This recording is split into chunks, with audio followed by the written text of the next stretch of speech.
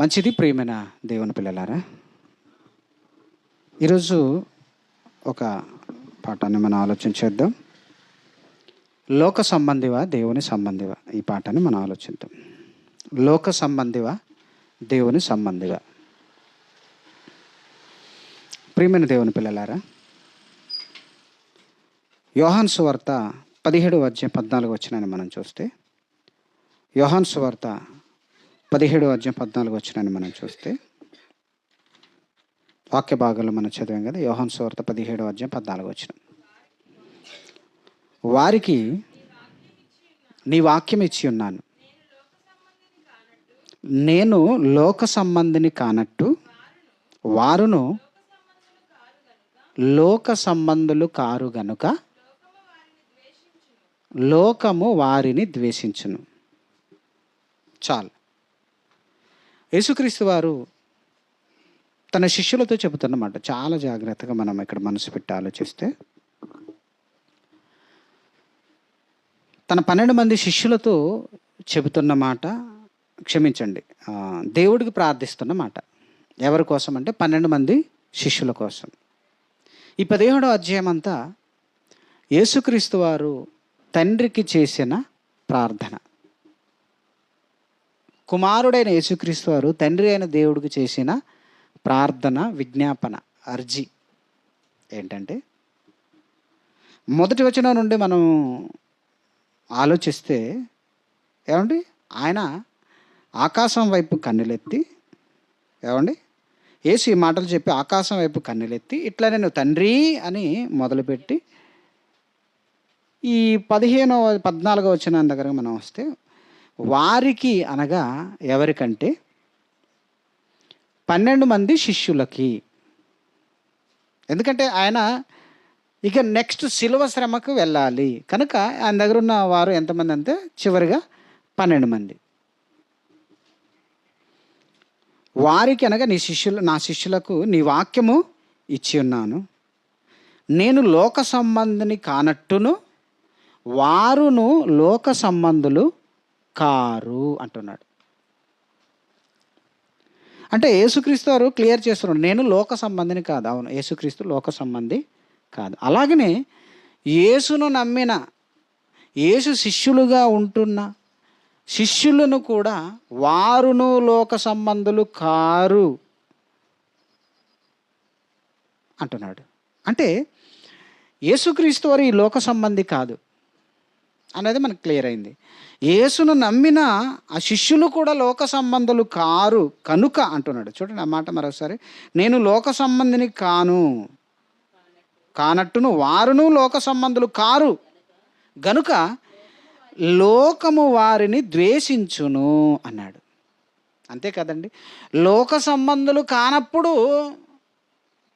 లోకము వారిని ద్వేషిస్తుంది. అదే చెప్తున్నాడు, లోకము వారిని ద్వేషించును కనుక వారిని సత్యమందు ప్రతిష్ఠించుచున్నాను అంటాడు 17వ వచనంలో.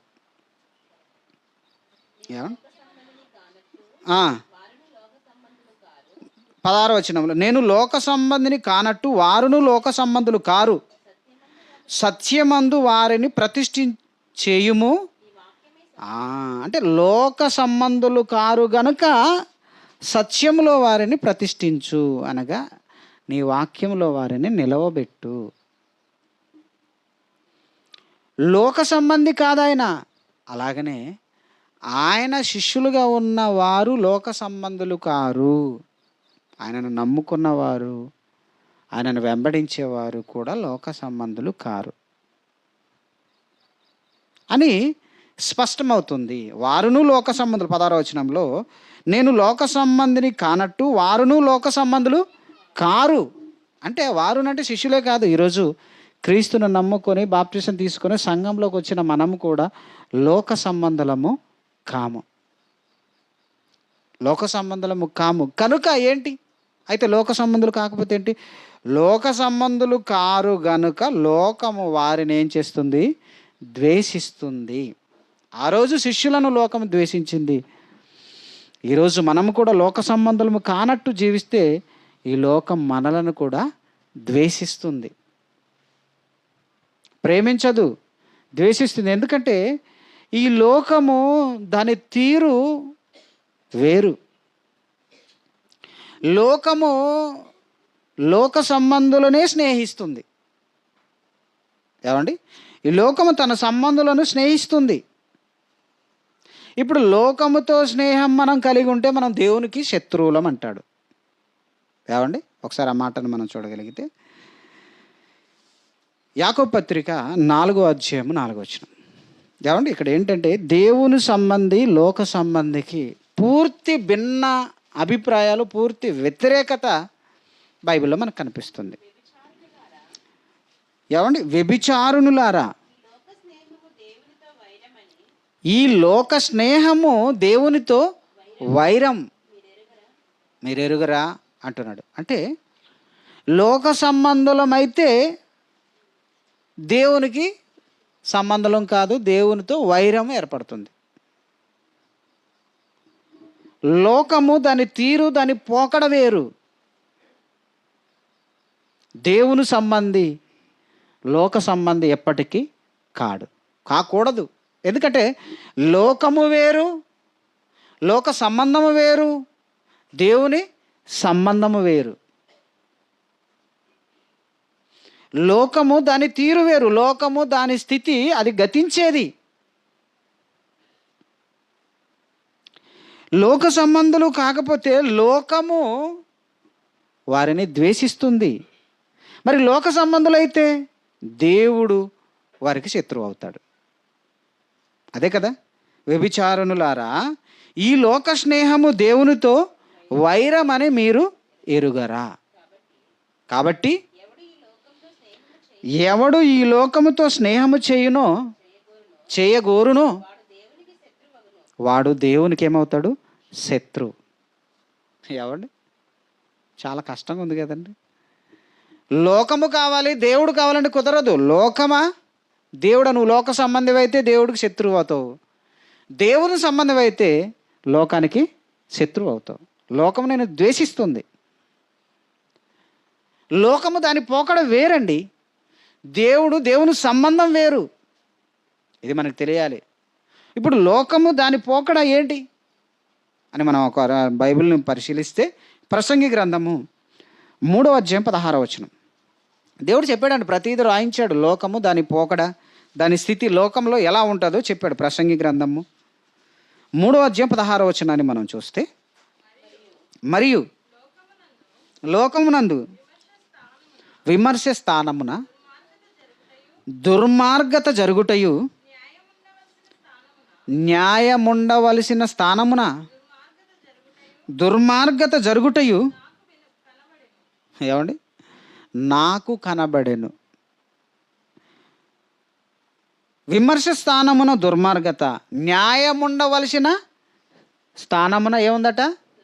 దుర్మార్గత. ఇది లోకం తీరు. ఇది లోకం తీరండి. లోకము స్థితి ఏంటంటే న్యాయం ఉండవలసిన ప్లేసులో దుర్మార్గత ఉంటుంది. అంటే అది కూడా అన్నిసార్లు ఉండదు, కొన్నిసార్లు ఉంటుంది. అది కూడా ఎప్పుడు ఉంటుందంటే నిజంగా న్యాయం కావాలని వెళ్ళినప్పుడు న్యాయం ఉండదు, అక్కడ దుర్మార్గతే కనిపిస్తుంది. న్యాయం ఉండవలసిన చోట దుర్మార్గత ఉంటుంది. అది లోకం దృష్టిలో రైట్, అది సరైనది. కానీ దేవుని దృష్టిలో దుర్మార్గత ఉండవలసిన చోట దుర్మార్గతే ఉంటుంది, న్యాయం ఉండవలసిన చోట న్యాయమే ఉంటుంది. మీకు బెస్ట్ ఎగ్జాంపుల్ చెప్తాను. అమెరికా దేశంలో ఒక చట్టం చేశారు. ఏంటంటే స్త్రీలు పెళ్లి కాకుండానే అక్రమ సంబంధాల ద్వారా ప్రెగ్నెన్సీ తెచ్చుకుంటే, ఆ ప్రెగ్నెన్సీ నాకు వద్దు, ఈ బిడ్డ వద్దు కనుక ఈ బిడ్డను నేను అబార్షన్ ద్వారా తీసివేయాలి అని తల్లి భావిస్తే, అలా హాస్పిటల్కి వెళ్ళి చేయించుకుంటే అది తప్పు కాదు, ఇది నేరం కాదు అని అమెరికా దేశంలో చట్టం చేశారు. ఎవరు చేశారు ఈ చట్టం? ఏ అధ్యక్షులు కాలంలో అంటే ఒబామా. ఏ బామ? ఒబామా. రోడ్డు మీద ఉన్న బామ కాదు, ఒబామా. అంటే జ్ఞానం కలిగిన వాడే, ఈ చట్టానికి కారణం ఆయనే. ఇప్పుడు మీరు ఆలోచించండి, భూమి మీద పుట్టిన ఒక వ్యక్తి హత్య చేయబడితే సెక్షన్లు ఉన్నాయి కదండి, సెక్షన్ల ప్రకారము నేరస్తుడుగా జైల్లో పెడతారు. హత్య, ఒక వ్యక్తిని మరో వ్యక్తి చంపితే చంపిన వ్యక్తిని నేరస్తుడుగా జైల్లో పెడతారు. కానీ కడుపులో ఉన్న బిడ్డ మరి వ్యక్తి కాదా, జీవి కాదా, ప్రారంభం కదా, మన ప్రారంభం. అంటే కడుపులో ఉన్న బిడ్డను చంపితే నేరం కాదట, పుట్టిన బిడ్డ భూమి మీదకి వచ్చిన తర్వాత చంపితే నేరం అట. ఇది ఎలాగా, ఏది న్యాయం? కడుపులో ఉన్న బిడ్డ బిడ్డే, బయటకు వచ్చిన బిడ్డ బిడ్డే. మరి బయటకు వచ్చిన బిడ్డను చంపితే మాత్రము శిక్షన్స్ అప్లై చేసి జైల్లో పెడతారు. కడుపులో ఉన్న బిడ్డను పైగా ఎవరు చంపుతున్నారు? కన్న తల్లి. ఇది ఇంకా మరి దారుణమైన నేరం కాదా? ఏమంటే భూమి మీద ఒక బిడ్డను కన్న తల్లి బిడ్డను పురిటిలో ఉన్నప్పుడే పీక పిసుక చంపింది అనుకో, ఏమంటాం? తల్లి తనానికే కలంకం తెచ్చిన తల్లి అని పెద్ద పెద్ద మాటలు అంటాం కదండి. అంటే ఒక వ్యక్తి కోపంతో ఉక్రోషంతో ఎవరి మీద పడి చంపితే అది నేరమే, కానీ కడుపున పుట్టిన బిడ్డను ఒక తల్లి చంపిందంటే అది ఎంత పెద్ద నేరంగా మనం భావిస్తాం. మరి అది నేరం కాదని ఈ లోక చట్టాలలో ఒక చట్టమైన అమెరికా దేశ చట్టము చెబుతుందంటే ప్రసంగి గారు చెప్పింది సరైనదే కాదా? మళ్ళీ చదవండి, ఇప్పుడు అర్థమవుతుంది. చదవండి. ప్రసంగి గ్రంథం 3:16. లోకము అదనమాట, లోకమునందు విమర్శ స్థానమున దుర్మార్గత జరుగుటయు న్యాయముండవలసిన స్థానముల. అదేనమాట, న్యాయం ఎక్కడ? న్యాయం జరగాలి. బిడ్డను చంపకూడదు, కడుపున ఉన్న బిడ్డను చంపకూడదు. ఇది అన్యాయం, దుర్మార్గత ఇది. ఇలాంటి చోట బిడ్డను అబాస్యం చేసుకున్న తప్పు లేదు. నీకు నచ్చితే బిడ్డను ఉంచుకోవచ్చు, లేదా నువ్వు అబాస్యం చేయించుకోవచ్చు, అంటే బిడ్డను చంపుకోవచ్చు. కనుక అమెరికా దేశ చట్టము దానిని ఏమీ అనదు, అది తప్పు కాదు అని దుర్మార్గత అనే దానిని న్యాయం ఉండవలసిన స్థానంలో ఒక చట్టంగా పెడితే దాన్ని ఏమనాలి? మరి ఎందుకు ఇలాంటి చట్టాలు చేశారంటే, చట్టాలు ఎందుకు వస్తాయి చెప్పండి? చట్టాలు ఎవరు చేసినాయి చెప్పండి? మనుషులు చేసినాయి. పోనీ ఇలాంటి చట్టాలు ఇది చెడు, ఇది తప్పని వాళ్ళకు కూడా తెలుసు, కానీ ఈ చట్టం ఎందుకు చేశారంటే ప్రజలందరూ కోరుకున్నారు. అమెరికా దేశంలో ప్రజలందరూ ఆభాష్యము మాకు చట్టబద్ధం చేయండి, మేము ఆభాష్యం చేసుకున్నది తప్పు కాదు కనుక ఒక చట్టం చేయండి అని ప్రజలందరూ అడిగితే ఈ అధికారులు ఏం చేశారు? చట్టాలు చేశారు. అంటే ప్రజలు కోరుకుంటే న్యాయమున్న చోట దుర్మార్గతను కూడా తెచ్చి పెడతాడా మనిషి? పెడతాడు. ఎందుకంటే న్యాయముతో పని లేదు. ప్రజల మెప్పులు, ప్రజల ఇష్టాలు, ప్రజల సపోర్టే ఈ ప్రభుత్వాలకి కావాలి. కానీ ప్రభు దగ్గర ప్రజలందరూ మాకు చట్టబద్ధం చేయమన్నా ప్రభువు చెయ్యడు. ఇప్పుడు మీరు చెప్పండి, ప్రజలందరూ కోరుకున్నారు కాబట్టి మేము ఈ చట్టం తెచ్చామండి, ప్రజలందరూ కోరుకున్నారు కాబట్టి మేము ఈ చట్టం తెచ్చామండి అని ప్రభుత్వాలు చెప్పుకుంటాయి కదా. ఇది లోకము తీరు. ఎందుకంటే లోకం అనగా ప్రజలండి కదా, లోకం అనగా ప్రజలు. దేశం అంటే మట్టి కాదు, దేశం అంటే మనుషులు. దేశము, లోకమన్న ప్రజలు. ఇప్పుడు ప్రజలు ఏమి కోరుకుంటే చట్టాలు అవి చేస్తాయి. అక్కడ న్యాయం ఉండవలసిన స్థానమున దుర్మార్గతనైనా తీసుకొచ్చి పెడతారు. ఇది లోకము తీరు. ఇది లోకం తీరండి. ఇంకేం చేస్తారట? యెషయా గ్రంథము 24 5వ వచనాన్ని కూడా మనం చూద్దాం. యెషయా గ్రంథం 24 5వ వచనం. యెషయా గ్రంథం 24 5వ వచనం. లోక నివాసులు ధర్మశాసనములను అతిక్రమించి ఉన్నారు, కట్టడలను మార్చి నిత్య నిబంధనను మీరి ఉన్నారు. దాని నివాసుల చేత లోకము అపవిత్రమాయెను. ఏమండి, అన్యజనుల్లోనే అనుకుంటే దేవుని పిల్లలని ఇశ్రాయేలీలు ధర్మశాస్త్రాన్ని అతిక్రమించడమే కాకుండా దేవుడిచ్చిన కట్టడలను మార్చి, వాళ్ళే కాదు లోకంలో ఉన్న ప్రతి వారు, దేవుడు ధర్మశాస్త్రాన్ని ఇస్తే ఇది ధర్మమని దేవుడు చెబితే, దేవుడు కొన్ని కట్టడలు ఇస్తే మానవ సమాజానికి ఆ కట్టడలను మార్చి అపవిత్రులయ్యారట. ఏమయ్యారు? అపవిత్రులు. అంటే లోకములో ఏముంటుంది మీకు అర్థం కావాలి. లోకములో ఏముంటుంది అంటే న్యాయం ఉండవలసిన స్థానంలో దుర్మార్గత ఉంటుంది. కట్టడలను మార్చి అపవిత్రులుగా మారిపోతారు. అపవిత్రత, దుర్మార్గత ఎక్కడ కనపడుతుంది? లోకములో. అపవిత్రత, దుర్మార్గత లోకంలో కనిపిస్తుంది.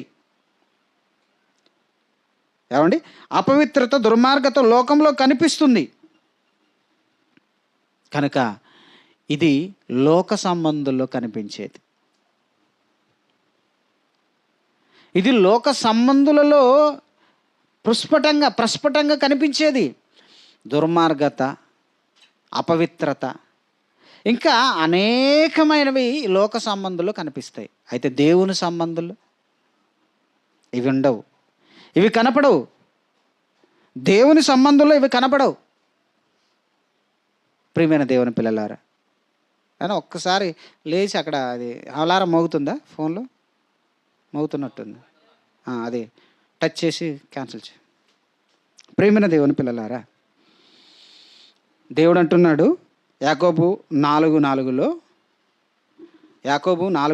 దేవుడు అంటున్నాడు, ఈ లోక స్నేహము దేవునితో వైరం. మీకు రికార్డ్ అవుతుందా? రైట్. ఇప్పుడు యాకోబు పత్రిక, అదే యాకోబు పత్రికలో 1వ అధ్యాయము 27వ వచనంలో చదువుదాం.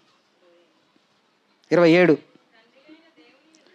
తండ్రి అయిన దేవుని ఎదుట పవిత్రమును నిష్కలంకమునైన భక్తి ఏదనగా దిక్కులేని పిల్లలను, విధవరాళ్లను వారి ఇబ్బందులలో పరామర్శించుటయు. ఏమండి, ఇది చదివినప్పుడల్లా నాకు గుర్తొస్తుంటుందండి. భక్తిలోని భాగం ఇది. దిక్కులేని పిల్లలను, విధవరాళ్లను వాళ్ళ ఇబ్బందుల్లో మనం పరామర్శించాలి. సంఘముగా ఏటీసీసీ చేస్తుంది అని అనుకుంటున్నారు చాలామంది. ఏటీసీసీ ఎక్కడ చేస్తుంది? ఏటీసీసీ సభ్యులు మనం కమిటీలు పెట్టినాం, కానీ ఆ కమిటీలుగానే ఉన్నాయి, చేయట్లే మనం. సరే, అవి పక్కన పెడితే సంఘముగా మన ఈ కార్యక్రమాలు కూడా చేయాలి. సంఘముగా అదే కదండి నిజమైన తండ్రి అయిన దేవుని ఎదుట నిజమైన భక్తి ఏదనగా దిక్కులేని పిల్లలను, విధవరాళ్లను వారి ఇబ్బందుల్లో పరామర్శించాలి. సంఘంలో ఉన్నవారిని పరామర్శించాలి. సంఘంలో ఉన్నవారందరూ బాగుంటే బయట ఉన్న వారిని మనం సంఘముగా మనం పరామర్శించాలండి. పరామర్శించడం అంటే ఏంటి? పరామర్శించడం అంటే వారిని వెళ్ళి ఓదార్చడం, మన దగ్గర ఉన్నది వారికి సహాయము చేయడం. ఇది మనం చేయాలి. భక్తిలో భాగం. లేదంటే మనం భక్తులం కాదు. రెండోది ఏం చెప్పాడు? దిక్కులేని పిల్లలను, విధవరాలను వారి ఇబ్బందులో పరామర్శించుటయు ఇహలోక మాలిన్యము తనకు అంటకుండా తన్ను తాను కాపాడుకొనుటయే అన్నాడు. ఇప్పుడు ఇక్కడ ఒక మాట ప్రయోగించాడు, ఇహలోక మాలిన్యము అన్నాడు. అంటే ఈ లోకములో ఇంకేముంటుందంటే మాలిన్యం. మాలిన్యం అంటే మలినం అంటే మురికి. ఏ మురికి? ఈ లోకపు మురికి మనకంటొద్దు. ఈ లోకపు మురికి మనకంటుంది అనుకోండి, మనం ఎవరు? లోక సంబంధం. ఏమంటే నీకు చెప్తున్నాను, న్యాయం ఉండవలసిన చోట దుర్మార్గత ఉంటుంది. ఆజ్ఞలు అతిక్రమించి అపవిత్రులు అవుతారు లోక సంబంధులు. ఇంకటి ఈ లోకంలో ఇంకేముంటుందంట? మాలిన్యం. మాలిన్యం, మురికి అనగా పాపం అండి. సర్వ క్రియల మూలం పాపం అన్నట్టు ఆజ్ఞ అతిక్రమము పాపం. ఈ లోకం ఆజ్ఞలన్నిటిని ఏం చేస్తుంది? అతిక్రమిస్తుంది. దేవుడు చెప్పిన ఆజ్ఞలు ఏది నీతి, ఏది న్యాయం, దేవుడు ఏది చెప్తాడో దానిని అతిక్రమిస్తుంది. ఇది లోకము తీరు, ఇది పాపం, ఇదే మాలిన్యం. ఇది మనకు అంటకూడదు. ఎందుకంటే మనం దేవుని సంబంధులం. అందుకనే ఒకసారి ఒక మాటను మనం చూద్దాం. యోహాను మొదటి పత్రిక 2వ అధ్యాయము 15వ వచనాన్ని మనం చదువుదాం. యోహాను మొదటి పత్రిక 2వ అధ్యాయం 15వ వచనం. అందరూ బైబిల్ చూడండి. బైబిల్ చూడగలిగిన వారు మిగతా వాళ్ళు శ్రద్ధగా వినండి. యోహాను మొదటి పత్రిక 2వ అధ్యాయము 15వ వచనంలో, ఈ లోకములో ఉన్న వాటినైనను ప్రేమింపకుడి. ఎవడైనను లోకమును ప్రేమించిన ఎడల దేవుని ప్రేమ వానిలో ఉండదు. దేవుడు కూడా ఖచ్చితంగా చెప్పేస్తున్నాడు అండి. ఎందుకంటే లోకము దాని పోకడ వేరు. ఎవడైనను లోకములో ఉన్న వాటిని ప్రేమించిన ఎడల, ఎవడైనను లోకమును ప్రేమించిన ఎడల తండ్రి ప్రేమ వానిలో ఉండదు. లోకములో ఉన్న వాటిని మనం ప్రేమిస్తే మనలో దేవుని ప్రేమ ఉండదు. ఎందుకంటే దేవుని ప్రేమ ఉన్నవాడు లోకమును ప్రేమించడు. దేవుని ప్రేమ ఉన్నవాడు లోకమును ప్రేమించడు. లోకమును ప్రేమించిన వాడు దేవుని ప్రేమించలేడు. అది క్లారిటీ. కత్తికి కరుణకి పొత్తు కుదరదు. ఇది కరుణామయుడి సినిమాలో డైలాగ్. కత్తికి కరుణకి పొత్తు కుదరదు. నిజమే. కత్తి వేరు, కరుణ వేరు. కత్తి ఏది? గాయపరిచేది. కరుణ ఏంటి? గాయమును మాన్పేది. యేసుక్రీస్తు వారు కరుణను చూపిస్తే బందిపోటు బరబ్బా కత్తి ద్వారా ఆ రోజు రోమా గవర్నర్కి కానీ రోమా ప్రభుత్వానికి కానీ వ్యతిరేకంగా ఆయన పోరాడాడు. ఆ కత్తి గాయపరుస్తుంది వ్యక్తిని. ఇది లోకం పోకడ. లోకములో కత్తి ద్వారా విజయం సాధించాలనుకుంటారు, కానీ దేవుని నీతి అది కాదు. అందుకనే లోకములో ఉన్న వాటిని ప్రేమించేవాడు దేవుని ప్రేమ వానిలో ఉండదు అంటున్నాడు. ప్రియమైన దేవుని పిల్లలారా, ఆలోచించండి. లోకము తీరు, లోకము పోకడ వేరండి. దేవుని సంబంధిగా నువ్వు బ్రతికినప్పుడు పూర్తిగా లోకము నిన్ను ద్వేషిస్తుంది. లోకము నిన్ను బాధ పెడుతుంది. లోకం నిన్ను బాధ పెడుతుంది. ఒక మాటని మనం చూద్దామా? యోహాను సువార్త 15వ అధ్యాయం 19వ వచనం. యోహాను సువార్త 15వ అధ్యాయం 19వ వచనం. మీరు లోక సంబంధులైన ఎడల లోకము తన వారిని స్నేహించును. అయితే మీరు మాత్రం లోక సంబంధులు కారు. మీరు లోక సంబంధులైన ఎడల లోకము తన వారిని స్నేహిస్తుంది. స్నేహించడం అంటే స్నేహం చేస్తుంది. లోకము తన వారిని స్నేహం చేస్తుంది. అందుకే పెద్దలు అంటారు, తాగుబోతులందరూ త్రాగుబోతులుగానే ఉంటారు. త్రాగుబోతులందరూ త్రాగుబోతులతోనే సహవాసం చేస్తారు. తిరుగుబోతులందరూ తిరుగుబోతులతోనే సహవాసం చేస్తారు. చర్చికి వెళ్ళేవారితోనే సహవాసం చేస్తారు. తిండిబోతులందరూ ఎప్పుడు హోటళ్ళలో ఎక్కడ కొత్త ఏమొస్తాయో తినడానికి తిరుగుతారు. కొంతమంది ఉంటారు వెకేషన్స్ చూసేవాళ్ళు. కొత్తది ఏమొచ్చింది, కొత్తది ఎక్కడ వచ్చింది, కొత్త ప్లేసులు చూడాలి, అలాంటి వారితోనే సహవాసం చేస్తారు. ధనాపేక్ష కలిగిన వారు ధనము ఎలా సంపాదించాలో వాళ్ళతో కాంటాక్ట్స్ కలిగి ఉంటారు.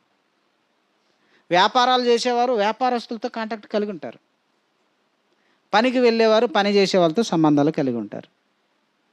ఏ గూటి పక్షి ఆ గూటికే చేరుతుంది. సాయంత్రం అయితే పక్షులన్నీ ఆహారం కోసం పగలు మొత్తం తిరిగినా సాయంత్రానికి వచ్చేసరికి ఏ గూటి పక్షి ఆ గూటికే చేరుతుంది. మందుబాబులు అందరూ మందు దగ్గరికి వెళ్తారు. ఆడవాళ్ళందరూ డోక్రా ఏమంటే మీటింగ్ల దగ్గరకు గ్రూపుల వాళ్ళు అక్కడికి వెళ్తారు. అంటే ఎవరు ఎలా యూనిటీ కలిగి ఉన్నారో అలా యూనిటీ కలిగి ఉంటారు. అలాగనే లోక సంబంధులందరూ లోకముతో స్నేహం చేస్తారు, లోకము వారితో స్నేహము చేస్తుంది. ఎందుకు ఇంతగానో నేను చెప్తున్నానంటే లోక సంబంధం వేరు, దేవుని సంబంధము వేరు. లోకముతో నువ్వు స్నేహం చేస్తే నీకు ప్రాబ్లం ఉండదు. కానీ ఎప్పుడైతే నువ్వు దేవుని సంబంధి అయితివో అప్పుడు నీకు ఖచ్చితంగా శ్రమలు కనపడతాయి. అంటే నేను దేవుని సంబంధిన లోక సంబంధిన అని నీకు తెలియాలంటే నీకు శ్రమ వస్తుంది. యోహాను సువార్త 16:20 చూద్దాం. యోహాను సువార్త 16:20 మీరు ఏడ్చి ప్రలాపింతురు కానీ ఏమండి లోకము సంతోషించును. చాలాగదాం. నీవు కనుక దేవుని సంబంధం అయితే నువ్వు ఏడుస్తావు, ప్రలాపిస్తావు. కానీ లోకం ఏం చేస్తుంది? ఆనందిస్తుంది. క్రీస్తుని నమ్మినందుకు, క్రీస్తుని అనుసరిస్తున్నందుకు, క్రీస్తును బట్టి, క్రైస్తవ్యాన్ని బట్టి నువ్వు బాధపడుతుంటే లోకం ఏమంటుంది తెలుసా? ఆనందపడుతుంది. ఈ మధ్యకాలంలో అంటే లేటెస్ట్గా జరిగిన ఒక వార్త నేను చెప్తాను. ఈ మధ్యకాలంలో ఒక పాస్టర్ గారు ఏం చేశారంటే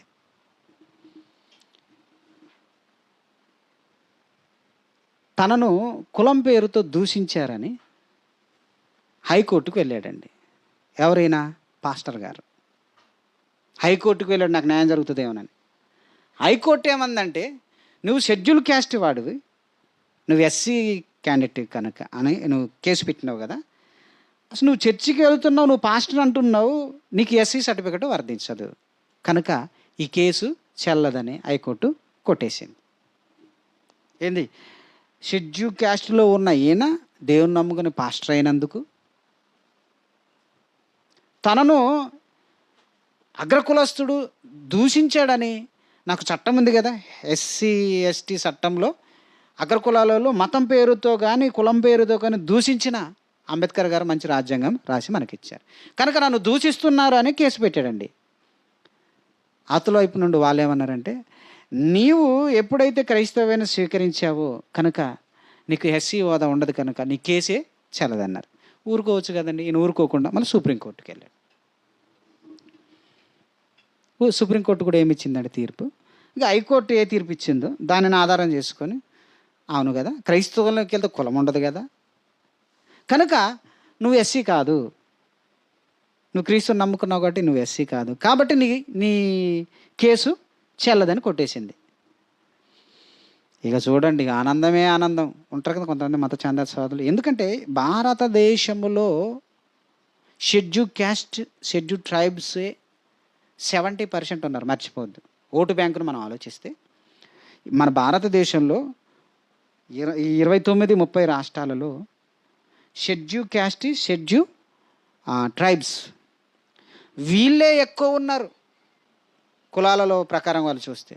కనుక వీళ్ళు ఎప్పుడైతే క్రిస్టియానిటీకి వెళతారో అప్పుడు క్రిస్టియానిటీ, ఇప్పుడు మైనారిటీలో ఉన్న క్రిస్టియానిటీ ఒకేసారి ఏమవుతుంది తెలుసా? పెరిగిపోయింది శాతం. పెరిగినప్పుడు మాకెక్కడ అధికారం రాదు, మాకు ఓట్లు వేయరని వీళ్ళు ఈ కేసును ఏదైతే సుప్రీంకోర్టు ఇచ్చిందో తీర్పు, దీన్ని బట్టి ఇప్పుడు మీరు ఎవరైనా క్రీస్తు నమ్మితే మీ రిజర్వేషన్ పోయిద్ది. అసలు కులానికి నువ్వు రిజర్వేషన్కి ఏమైనా సంబంధం ఉందండి? అసలు మతం అంటే ఏంటి? వాళ్ళ దృష్టిలో మతం ఏంటంటే ఒక నమ్మకం. క్రీస్తును నమ్మితే మన కులం ఏమైనా పోయిద్దండి? మామూలుగా మనం న్యాయంగా ఆలోచిస్తే ఎంత దారుణమైన చట్టాలు 1953లో చేశారో ఇదంతా చూసినప్పుడు నాకు ఈ వాక్యం గుర్తొచ్చిందండి. మనం క్రీస్తుని నమ్ముకున్నందుకు అంటే లోకముతో మనము స్నేహంగా లేకపోతే లోకం మనం ద్వేషిస్తుంది. అప్పుడు మనం ఏమైపోతాం? ఇప్పుడు చదవండి 20వ వచనంలో, మీరు ఏడ్చి ప్రలాపింతురు కానీ లోకం ఏమవుతుంది? సంతోషిస్తుంది.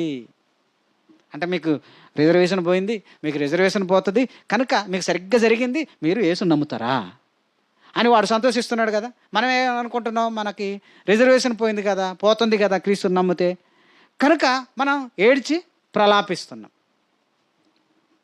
అంటే మనకి బాధ వస్తుంది, మన బాధ వాళ్ళకి ఏమవుతుంది తెలుసా, సంతోషం అవుతుంది.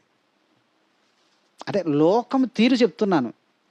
కనుక మనము క్రీస్తును నమ్ముకున్నందుకు మనం దేవుని సంబంధం అయినప్పుడు మనకు రావాల్సిన బెనిఫిట్స్ను అడ్డం పెట్టుకొని సంతోషిస్తారు లోక సంబంధులు. అయినా మనం దేవుని సంబంధిగానే ఉండాలి.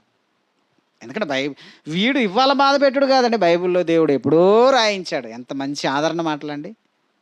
మనం క్రీస్తుని నమ్మినందుకు రిజర్వేషన్ కాదు, ఏ విషయములైనా మనల్ని ఖచ్చితంగా అవమానిస్తారు, దుఃఖపడతారు. నేను చాలాసార్లు చెప్పాను, మరో ఎగ్జాంపుల్ చెప్తాను వినండి.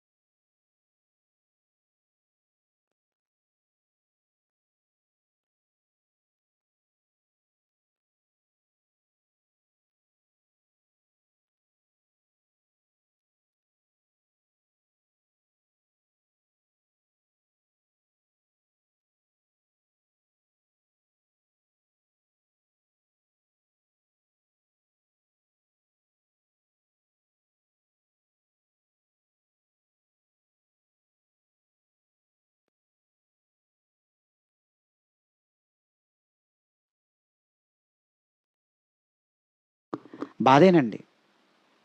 అందుకనే దేవుని సంబంధులు దేవుని కార్యాలు చేస్తుంటే లోక సంబంధులు మనని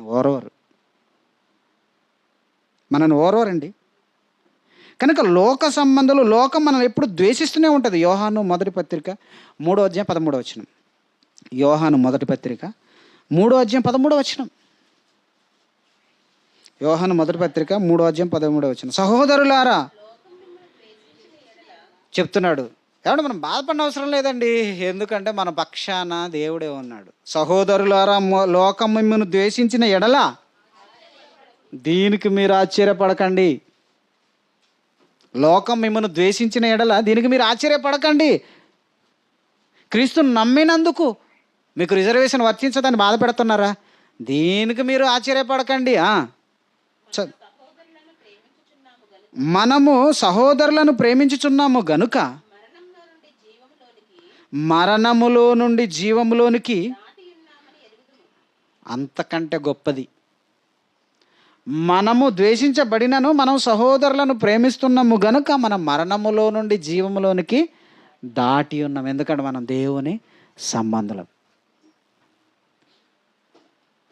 కనుక ఈ లోకం మనల్ని ద్వేషిస్తూనే ఉంటుంది, ఈ లోకం మనం ఎప్పుడు ద్వేషిస్తూనే ఉంటుంది. యోహాను మొదటి పత్రిక 4వ అధ్యాయము 4వ వచనం చదువుదాం. యోహాను మొదటి పత్రిక 4వ అధ్యాయం 4వ వచనం. చిన్నపిల్లలారా, మీరు దేవుని సంబంధులు, మీలో ఉన్నవాడు లోకంలో ఉన్నవాని కంటే, అదన్నమాట, మర్చిపోవద్దు. మేము మైనారిటీస్లము, మమ్మల్ని పట్టించుకోవట్లేదు, మమ్మల్ని ద్వేషిస్తున్నారు, ఎక్కడైనా రిస్ట్రిక్షన్స్. మనం నమ్మిన దేవుని గురించి చెప్పడానికి వెళ్తే పర్మిషన్ ఉందా అంటాడు.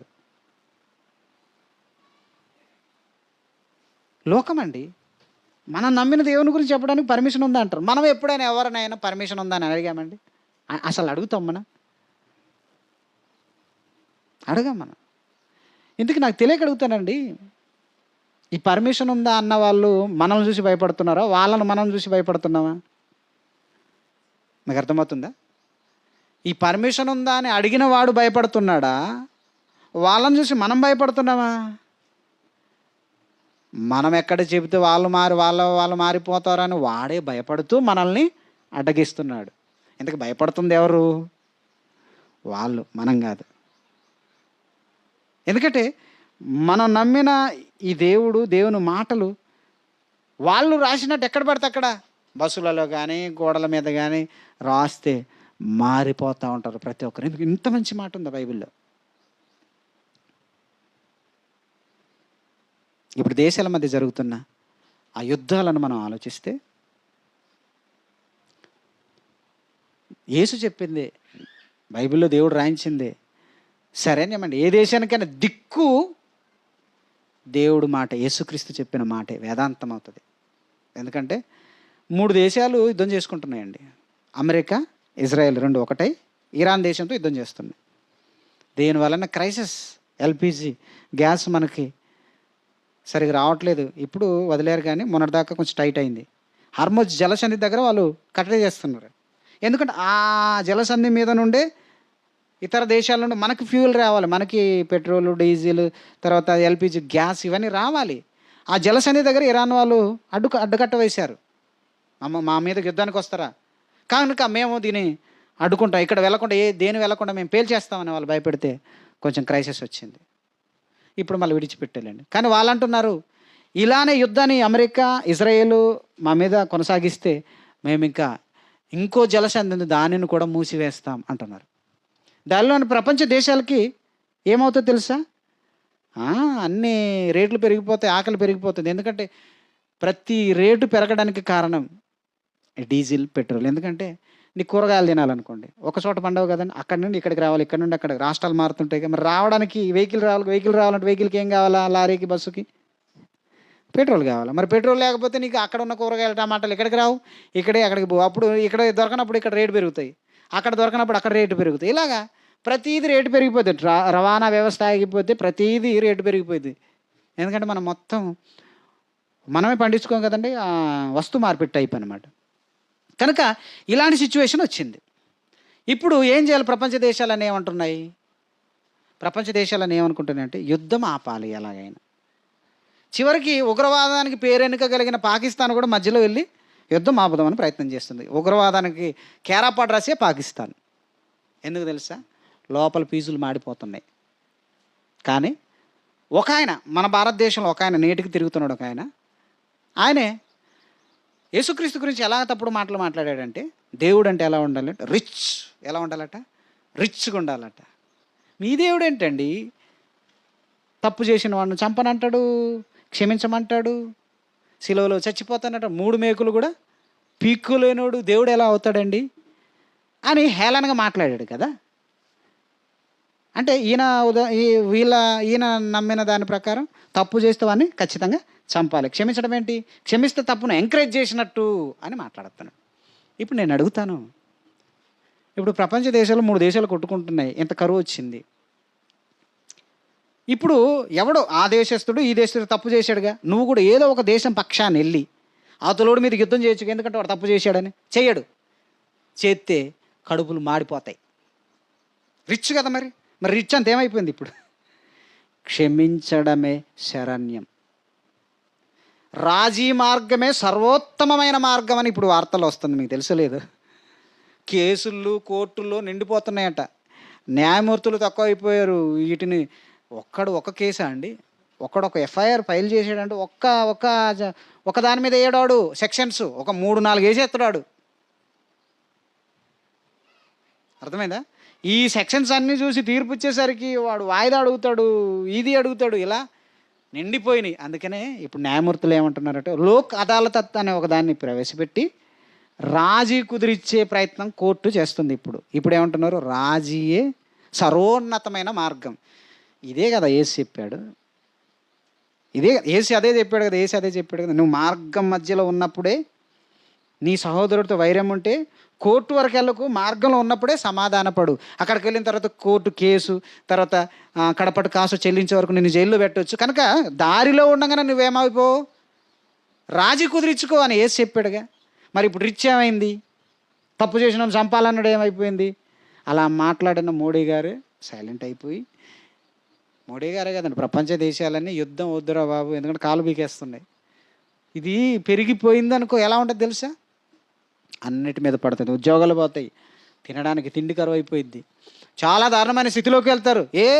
యుద్ధం కావాలి, మేము రిచ్, మేము ఇది అది అని పొడుచుకున్నాడు లాస్ట్కి రాజీ మార్గానికి రావాల్సిందే. అందుకనే చివరికి ట్రంప్ కూడా కొన్ని పంపాడు, ఏమని?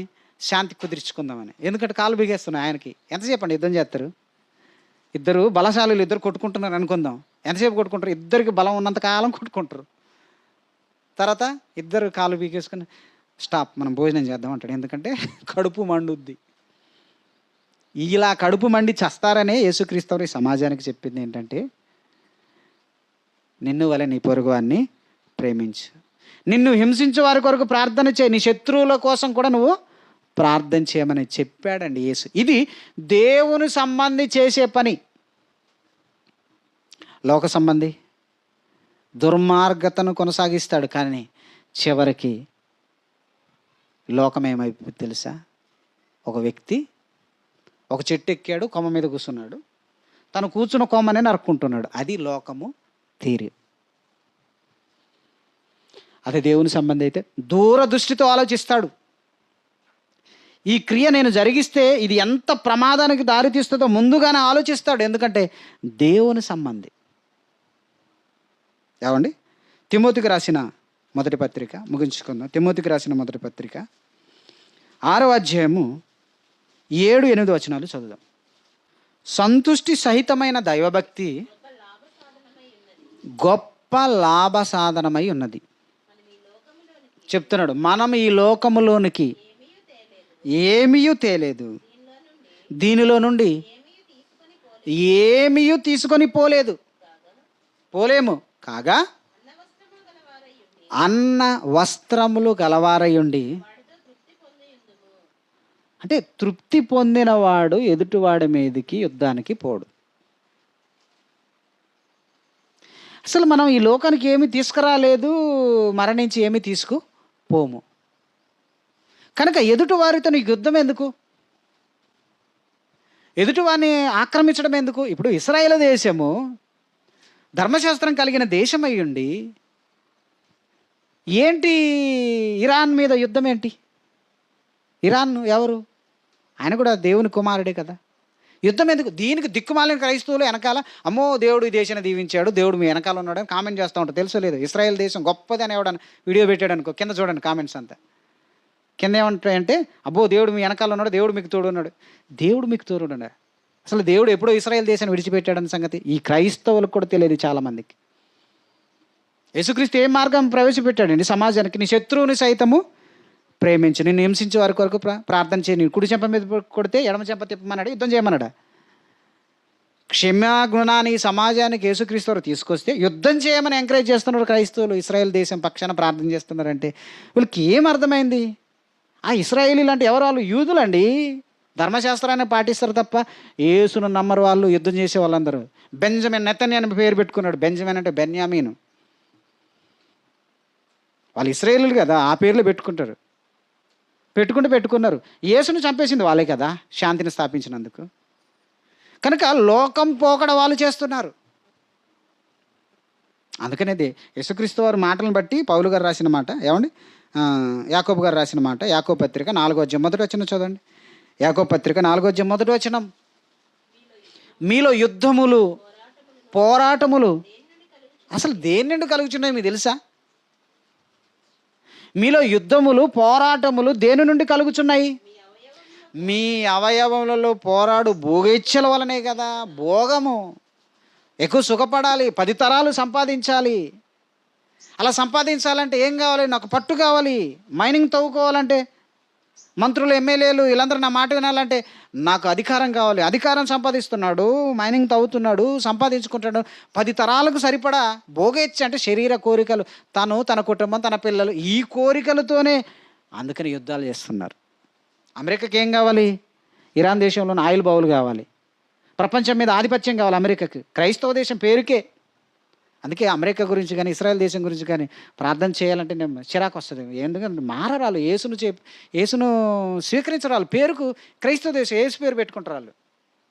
క్రిస్టియన్ కంట్రీ అంటాడు, ఆభాషణ చట్టబద్ధం అంటాడు, తర్వాత విడాకులు అంటాడు, తర్వాత ఎంతమంది నన్ను పెళ్లి చేసుకోవచ్చు అంటాడు. అన్ని చట్టాలే. ఏంటంటే భార్య నచ్చకపోతే ఏంటంటే లాయర్కు విడాకులు. ఎలా లాయర్ కట ఫోన్లో మెసేజ్ పంపిస్తే చాలట, వెంటనే లాయర్ వాదించి మళ్ళీ మెసేజ్ టింగ్ అని వస్తుందట, ఏమని, నీకు విడాకులు మంజూరు. ఇది ఎంత బాగుందండి, ఇది బాగానే ఉంటుంది. ఇది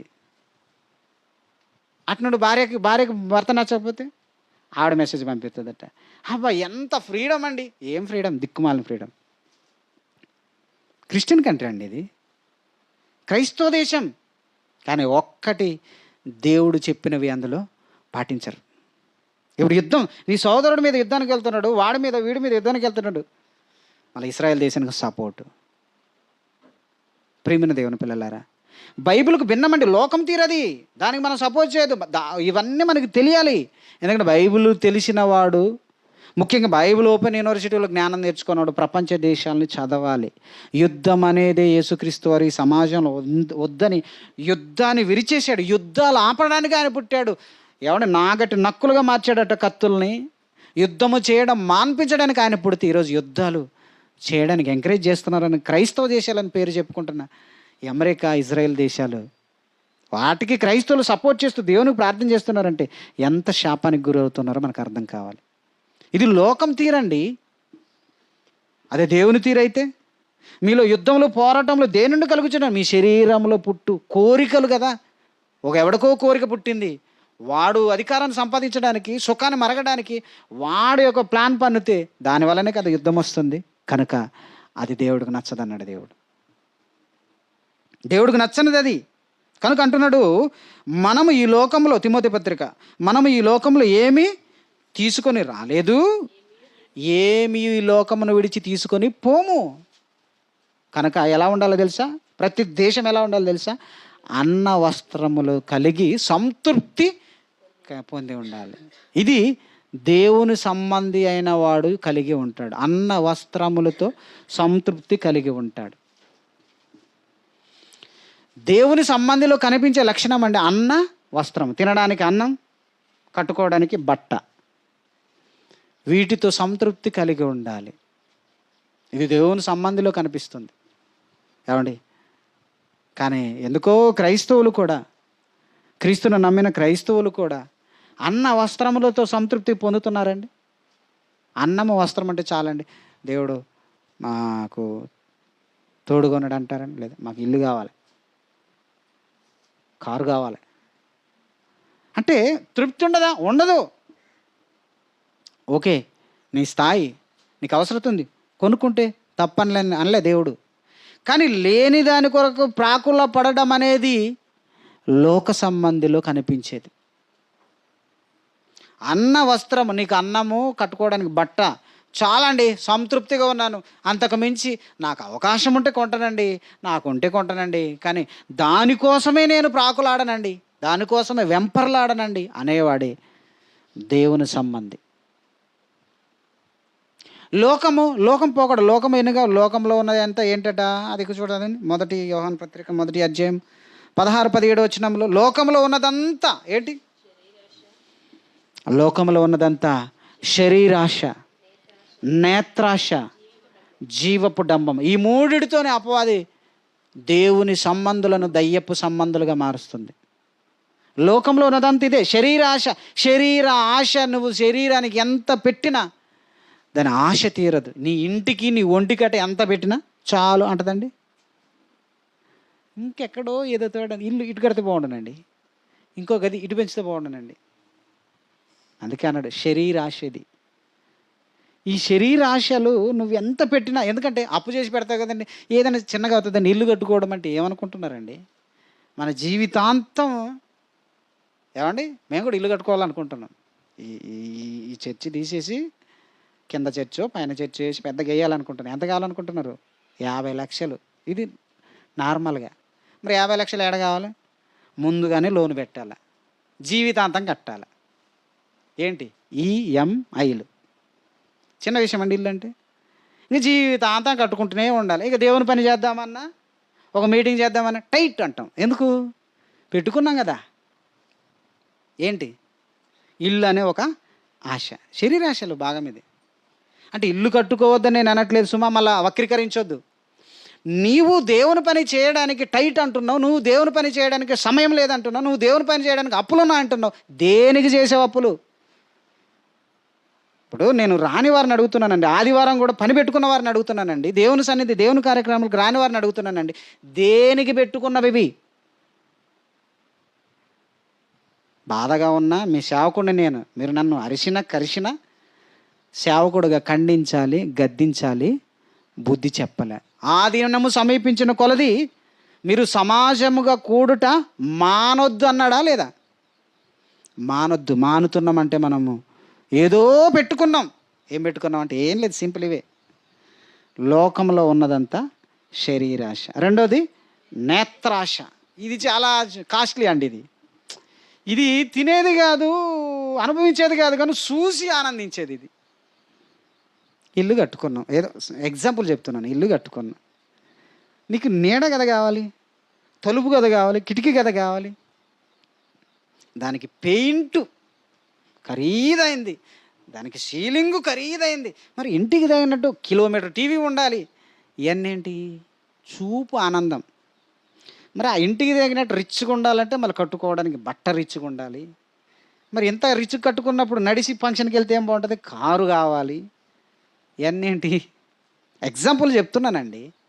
ఇవన్నీ కోరిక మనకు తెలియకుండా పక్క వాళ్ళని, లోకం వీళ్ళని వాళ్ళని చూసుకొని మనం పెంచుకుంటాం.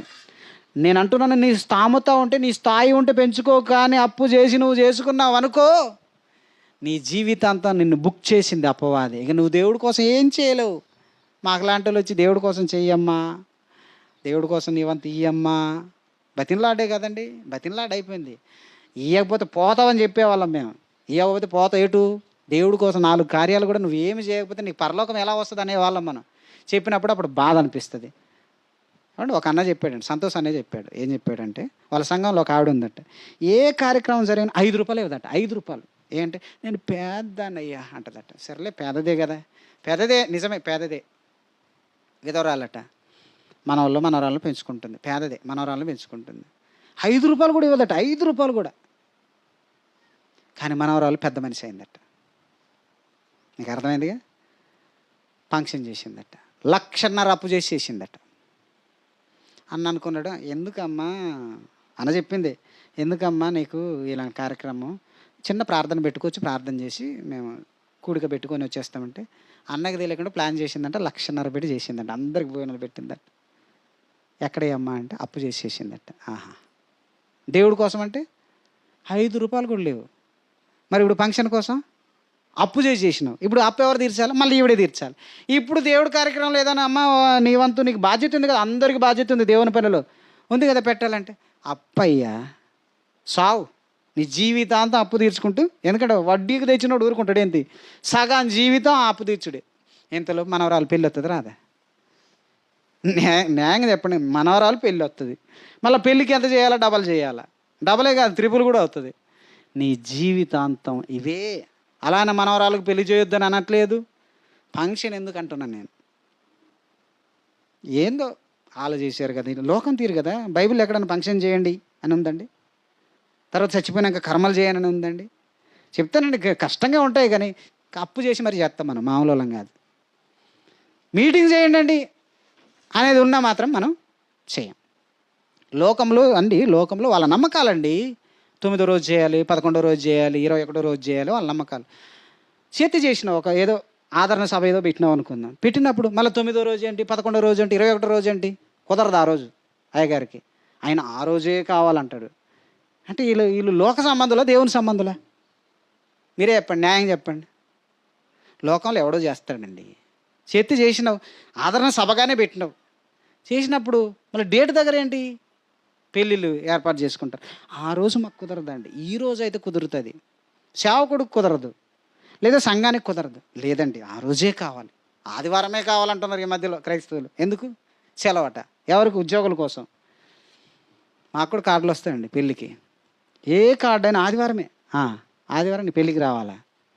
ఎటు మా అత్తగారి నుండి వస్తాయి, ఎక్కువ ఎంప్లాయీస్ కదా, ఆదివారం రావాలి. మొత్తం ఎన్ని గంటలకి? 4 గంటలకు వస్తాం మేము. ఎందుకంటే ఆరాధన ముగించి మేము బయలుదేరి వెళ్ళేసరికి 4 అయింది. ముక్క ఉండదు, ఏముండదు. ముక్క కదా మాకు కావాల్సింది, ఇంక పెళ్ళికి రావాలంతేగా. నువ్వు అప్పుడే వెళ్తావుగా, మిగతా రోజు పెట్టావుగా, ఎందుకంటే నువ్వు ఎంప్లాయీ కదా. అలా అప్పుడే పెడతారండి. కనుక 4 గంటలకు వెళ్తాం, అప్పుడు అయ్యారు తత్తర అవుతా ఉంటారు, ఏం లేదు ఇది పెట్టడానికి. మరి ఇప్పుడు ఎందుకు వచ్చారండి? ఎందుకు వచ్చా నీకు తెలుసా అంటాను నేను. మొన్న అడిగారు మా దగ్గర, ఎందుకు వచ్చాను ఇప్పుడు వచ్చారేంటి అన్నాను. నేను ఎవరిని తెలుసా అన్నాను. పాస్టర్ అండి. మరి ఎలా అడుగుతున్నావు అన్నాను. అవునులేండి అన్నారు. మరి మనం కూడుకున్నది ఆదివారం కదా, ఆదివారం పాస్టర్ గారికి సెలవు ఉంటుందండి. మళ్ళీ నన్ను ఎలా పెళ్ళికి రమ్మంటుండ్రు? కాబట్టి వస్తా ఎప్పుడు 4 గంటలకి. మీలో కూడా ఎవరైనా నడిపిస్తే అప్పుడే 4 గంటలకు వస్తా. ప్రియమైన దేవుని పిల్లలారా, లోకము వాళ్ళ తీరు సరే, వాళ్ళు అడిగారంటే అర్థం ఉంది, ఎందుకంటే వాళ్ళు అన్యులు కదా, ఆదివారం సెలవు కాబట్టి వాళ్ళు చేసుకుంటారు. మనలో ఏంటండి ఇవి? ఆలోచించండి న్యాయంగా. నువ్వు దేవుని సంబంధివా, లోక సంబంధివా? ఇక్కడ మన క్రియలను బట్టి అర్థమవుతుంది. మనం లోకంలో మనం మనసు విరుగ్గొట్టుకొని వచ్చినాం మనం. ఇలా మీరు ఆలోచించండి. ఎందుకంటే లోకంలో ఉన్నదంతా శరీరాశ, నేత్రాశ, జీవపు డమ్మం. ఇది చాలా ప్రమాదం. జీవపు డమ్మం ఏంటంటే అహం. ఏమంటారు? అహం అంటారు. ఇంగ్లీష్లో ఏమంటారు దీన్ని? చెప్పు గారిది. ప్రౌడ్ అంటే గర్వం.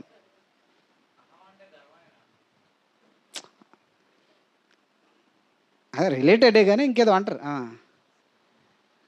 ఏదో పదం అంటారు. ఓకే, ఇది జీవపటమ్మం అంటారు అనమాట దీన్ని. ఇది ఎక్కడైనా కొంచెం నచ్చింది అనుకుందాం, ఇగో రైట్, అది ఈగో. ఏగో అట ఇగో వెళ్ళిపోతారు అనమాట. అన్ని జనుల్లో ఉంటుంది, లోకంలో ఉంటుంది అది. మనకెందుకు ఈగోలు? వద్దు. జీవపు డమ్మం. నీ స్థాయి తగ్గించాడా? పోనీ, ఎందుకంటే లోక సంబంధిగా ప్రవర్తించాడు. ఎందుకంటే నీకు ఇవ్వాల్సిన గౌరవం ఇవ్వలేదు. నీకు ఇవ్వాల్సిన గౌరవం ఇవ్వలేదండి. అంటే లోకంలాగా ఆలోచించాడు. ఎందుకంటే నీకు ఇవ్వాల్సిన గౌరవం ఇవ్వలేదు, న్యాయంగా ఇవ్వలేదు. ఏం ఫీల్ అవ్వకు, నువ్వు ఇగో ఫీల్ అవ్వకు. ఎందుకంటే నిన్ను చూసిన వాడు లోక సంబంధి, లేదా సంఘంలో వాడు నిన్ను అలా చూసినా ఆయనకి లోకము తెలుసు కానీ దైవత్వం మర్చిపోయాడు. ప్రియమైన దేవుని పిల్లలారా, లోక సంబంధులు అలా ఉంటారు. మనకెందుకు అవి? వద్దండి. మన అందరి దగ్గర అందరికి ఆహ్వానం. ఎవరి మీద కోపం ఉందా? ప్లీజ్ నన్ను క్షమించండి అని అడుగుదాం. ఎప్పుడు ఎవరి మీద కోప్పడమండి. మనం కోప్పడ్డా పోవాలి అది. ఎందుకంటే మనం ఎవరు? దేవుని సంబంధులు. మనకు లోకంలాగా కోపాలు తాపాలు వద్దు. మనం ప్రేమ కలిగి సత్యం చెప్పచ్చు, ఒకరినొకరు ప్రేమిస్తూ మనం అలా ముందుకు వెళ్ళాలి. ఇది దేవుడు మనకు నేర్పింది. ఇది దేవుని సంబంధంలో ఉండేది. కనుక నువ్వు లోక సంబంధం అయితే లోకము తీరు నీలో కనపడుతుంది. నువ్వు దేవుని సంబంధం అయితే యేసుక్రీస్తులే సిలువపై ఉన్న దొంగను క్షమించాడండి. చనిపోతున్నప్పుడు కూడా తనను చంపుతున్న వారిని కూడా ఆయన క్షమించాడు. చంపుతున్న వారిని క్షమించినప్పుడు మనల్ని హర్ట్ చేసిన వారిని, మనల్ని నిందించిన వారిని మనం క్షమించిన పెద్ద విషయమేమీ కాదు. కనుక దేవుని సంబంధుల్లాగా మనం అందరూ ఉండాలని ప్రేమతో ఈ మాటల ద్వారా మేము హెచ్చరిస్తూ, ఒకవేళ మనం లోక సంబంధులాగా ఉంటే మనలో మార్పు తీసుకోవాలి, మన మార్పు కోరాలి. దేవుని సంబంధాలుగా ఉంటే ఖచ్చితంగా ఈ లోకం మనల్ని ఏం చేస్తుంది? ద్వేషిస్తుంది. లోకం మనల్ని ప్రేమించదు. ఏదో మనం నిజం చెబుదామని వెళ్ళినా లోకం ప్రేమించదు. నువ్వెవడరా మాకు చెప్పడానికి అంటది. ఆ కులం తక్కువ దేవుని మాకు చెప్పడానికి వచ్చాడా అంటది. Very good. అప్పుడు మనం ఏం చేసి సంతోషించి ఆనందించాలి. పరలోకమందు మన ఫలం ఏమవుతుంది? అధికమవుతుంది. అంతే తప్ప నన్నంత మాట అంటావని తిరిగి వచ్చినావు అనుకో, నీ ఫలం కాస్త దిగిపోతుంది. కనుక ఫలం పెంచుకునే భాగ్యం దేవుడు మనకిస్తున్నాడు. 3వ తారీఖు సువార్త కార్యక్రమంలో పాల్గొందాం. 3 రోజుల మీటింగ్ ఉంది. అదేవిధంగా ఇంకో ప్రకటన అండి, నేను ప్రార్థన చేసి ప్రకటన